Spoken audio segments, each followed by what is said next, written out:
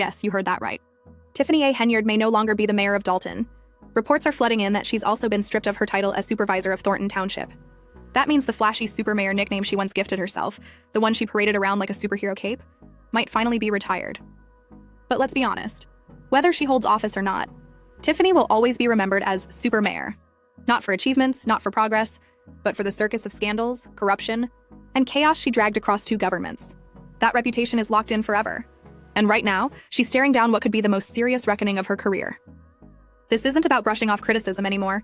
She's potentially racking up $1,000 fines every single day for refusing to release public records she is legally required to hand over under Illinois law.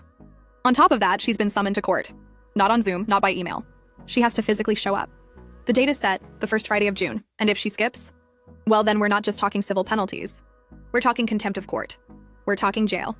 We're talking the same woman who once ran two governments like her personal empire being escorted away in handcuffs. Imagine it. Tiffany Henyard, once super mayor, now facing the possibility of spending her next chapter exactly where more and more people believe she belongs, behind bars, accused of abusing power, hiding records, and spending taxpayer money like it was Monopoly cash. The Vegas card scandal. Before we dive deeper into the courtroom drama, let's rewind to one of the wildest moments of the saga. Picture this. Tiffany at a board meeting, confidently declaring, "I don't handle anything related to credit cards." Like she's above it all, untouchable. Except, weren't those same cards used for trips to Las Vegas? For fancy dinners? For first-class upgrades? When pressed, Tiffany claimed she never even went to Vegas. With a smirk, she added, "Of course I know," before pulling her classic dodge. Any other questions? Yeah, plenty. Like, why do the statements show charges at Cafe Hollywood and Hot End Juicy Crawfish, both smack on the Vegas Strip? Why hasn't she explained those? Her response, "I just answered that." Except no, she didn't. She sidestepped it. Like she always does. No answers. No accountability, just vibes and deflection. That's been her entire playbook. Deny, distract, and pin the blame on anyone bold enough to ask questions. Trustees, villains. The press, enemies. The public, misled. But the receipts don't lie. Those credit card statements are real. And they paint a crystal clear picture. Tiffany wasn't taking solo business trips. These were political vacations disguised as official work. Township officials and their spouses tagged along. And every penny, covered by taxpayers. Salary padding and the watchdogs. And it didn't stop there. Tiffany padded her own income by stacking travel stipends on top of her salary for out-of-state trips that had nothing to do with Dalton or Thornton Township. Eventually, watchdog groups stepped in. The loudest? Edgar County watchdogs. They hit her with FOIA requests. Basic stuff. Receipts, statements, meeting records. And what did Tiffany do? Flat out ignored them. Even after being removed from office, she clutched those documents like they were nuclear codes. Which only raises the question, what's in them? Because what is already leaked is bad enough. The SUV debacle, take the infamous SUV. Tiffany leased a luxury Chevy Tahoe with a sticker price of around $93,000. Already outrageous. But here's the kicker. She signed a lease that ballooned the cost to nearly $150,000 after interest and fees. That's $55,000 burned on one vehicle. One trustee even joked it looked like a teenager got hustled into a 27% interest loan. And honestly, that's not far off. The paperwork proves it. Lease signed. December 27, 2022. Base price, $93,216, 71. Interest, $55,929, 49. Final cost, $149,046, 20. When asked to explain this insanity at a meeting, Tiffany shrugged it off. "I don't see that. Like someone handed her the wrong latte." No explanation. No accountability, just that trademark shrug. Security scams. And if you think it ends with the Tahoe, buckle up. Because Tiffany's so-called security was its own scandal. Instead of standard police detail, she built herself a VIP entourage, and the overtime numbers were insane. Case in point, Officer Terry Young. Records show he logged 303 hours in just one 2-week pay period. For context, there are only 336 hours total in 14 days. That left him 33 hours for sleeping, eating, commuting, and existing as a human being.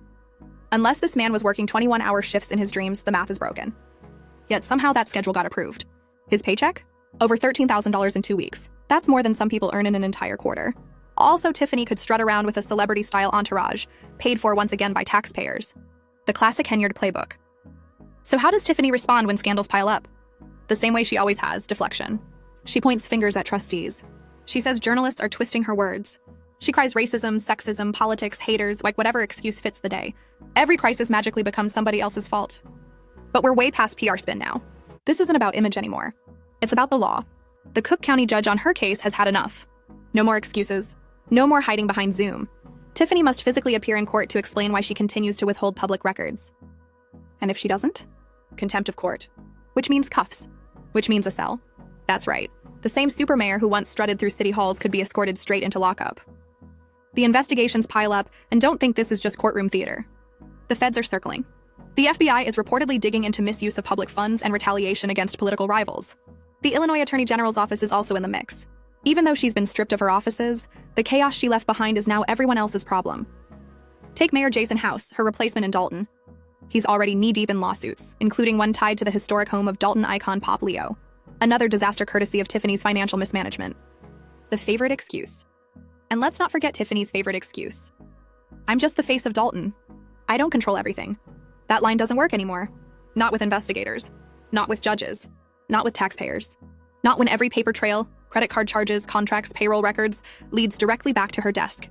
And just when you think she might finally shut up, she fires up a Facebook Live, claims it's all lies, accuses the media of targeting her, spins it as an attack on a strong Black woman in power. That defense still works on a handful of loyalists. But the general public?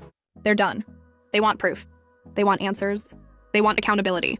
At this point, local government feels less like public service and more like a courtroom reality show. Cameras rolling, drama nonstop. And if footage ever drops of Tiffany in cuffs, you better believe it'll be dissected frame by frame, meme by meme. Where things stand. So here's where it all stands. Tiffany Henyard is still hoarding public records. She's under court order to appear in person. If she skips, she risks contempt, fines, and jail. The fines are already stacking up, $1,000 a day. Without her bloated salary, the financial squeeze is closing in. Word on the street? She's behind on rent. Eviction might be her next headline. The big question. Now it's your turn. What happens next? Does Supermayor finally face real consequences? Will the system actually hold her accountable? Or does she slip through the cracks again, pulling another disappearing act?